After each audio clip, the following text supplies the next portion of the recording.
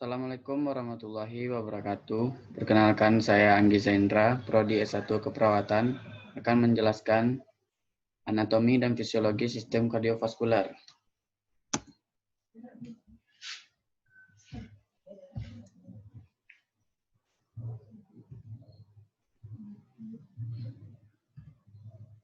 Pengertian, sistem kardiovaskular merupakan organ sirkulasi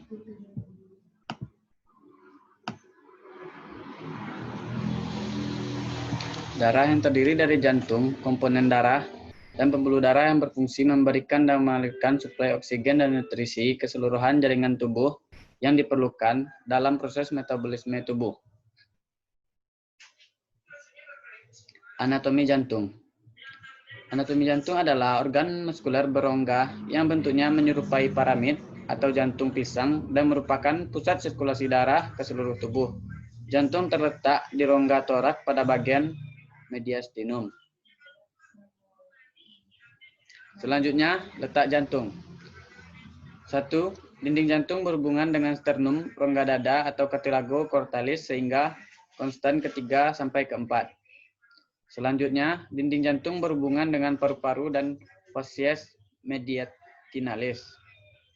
Selanjutnya, dinding atas tertinggi, torakal ke-6 sampai serviks ke-2 dan berhubungan dengan aorta, pulmonalis dan bronchus dextra serta bronchus sinistra.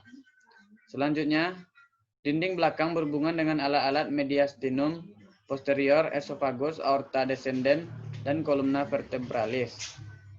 Selanjutnya, bagian bawah berhubungan dengan diafragma. Dan adapun otot jantung. Otot jantung bersifat lurik sehingga dapat berkontraksi secara ritmis dan otomatis.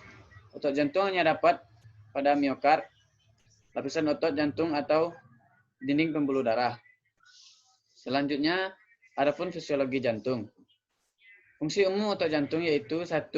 Sifat ritmisitas atau otomatis secara potensial berkontraksi tanpa adanya rangsangan dari luar dan mengikuti hukum gagal atau tuntas. Impuls dilepas mencapai ambang rangsang otot jantung, maka seluruh jantung akan berkontraksi maksimal.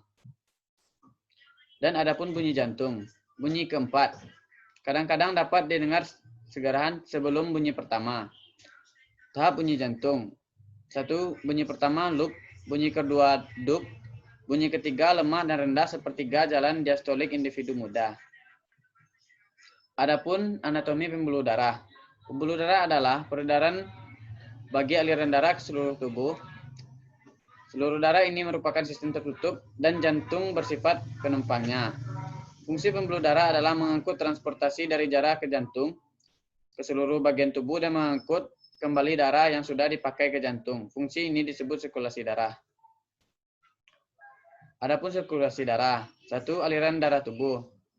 Aliran darah koroner ada 3 darah utama, yaitu mendistribusikan darah ke dalam otot jantung, yaitu arteri koronaria dextra, arteri intraventricular anterior, arteri circumflexa. 2. Aliran darah portal, yaitu aliran darah baik atau darah vena yang berasal dari usus halus, usus besar, lambung, limfa, dan hati. Aliran darah sistem portal ini mempunyai pintu keluar, yaitu vena aorta, menuju hati melalui arteri hepatika dan keluar melalui vena hepatika, lalu masuk ke jantung melalui vena cava interior.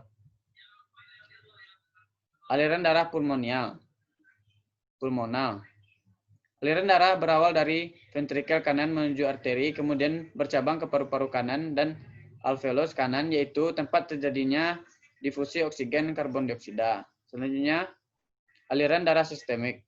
Aliran darah sistemik berawal dari ventrikel kiri, masuk ke seluruh tubuh melalui aorta dan bercabang atrior, kemudian menjadi kapiler dan masuk ke jaringan sel, kemudian menjadi kapiler vena dalam kurung venolus menjadi vena. Vena cavea superior bagian atas dan vena cava interior bagian bawah. Selanjutnya ada sistem limfatik. Merupakan suatu jalan tambah tempat cair dapat mengalir dari ruang interstisial ke dalam darah. Sistem limfe berhubungan erat dengan sirkulasi darah karena mengandung cairan yang berasal dari darah dan mempunyai jaringan pembuluh limfe. Pembuluh sistem limfatik atau fungsinya adalah mengembalikan cara intensitas ke sistem kardiovaskular sekitar 8 hari. Fisiologi vaskular. Sistem vaskular memiliki peran fungsi penting kardiovaskular yaitu karena berhubungan dengan mekanisme pemeliharaan lingkungan internal.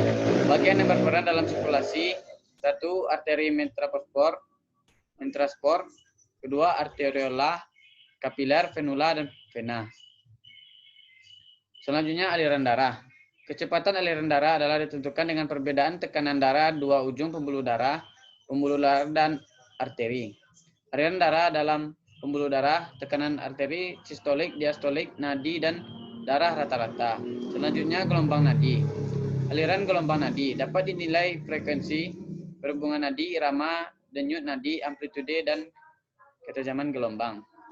Ada komponen darah. Fungsi itu mengangkat oksigen, sumber energi jantung, serta membuang karbon dioksida dan produk sisa. Darah mengandung elemen penting dalam sistem imun dan pertahanan, penting untuk pengaruh tubuh dan mentransfer hormon serta molekul pemberian sinyal antara jaringan. Selanjutnya plasma. Volume plasma terdiri dari ion-ion dalam larut dan berbagai macam protein plasma. Setelah membentuk akan meninggalkan suatu cairan kekuningan yang disebut setum.